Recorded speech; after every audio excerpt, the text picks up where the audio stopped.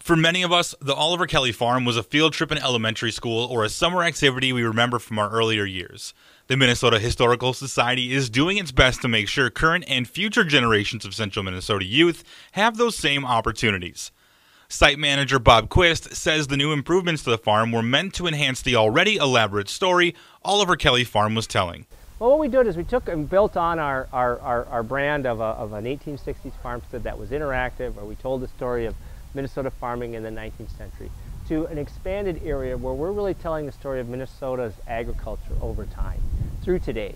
Being able to understand farming and agriculture is an important part of knowing where we have come from. Dan Heider is a historical interpreter at the Oliver Kelly Farm. She says being hands-on with history is the best way to feel connected to the past. Yeah, well, everybody eats, so we all have an interest in agriculture on a daily basis, multiple times a day.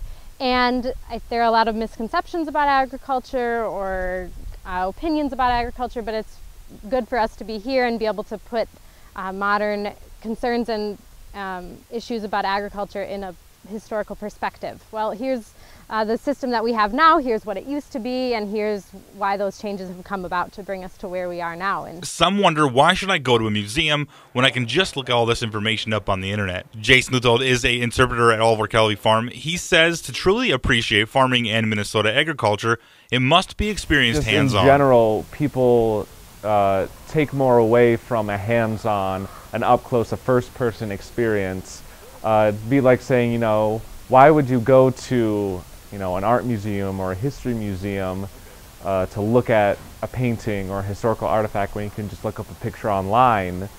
But, you know, there's just something about being there in the same space as, you know, the painting or the historical artifact, or in our case, the animals. The new additions also include a welcome center, large classrooms, and an interactive kitchen classroom.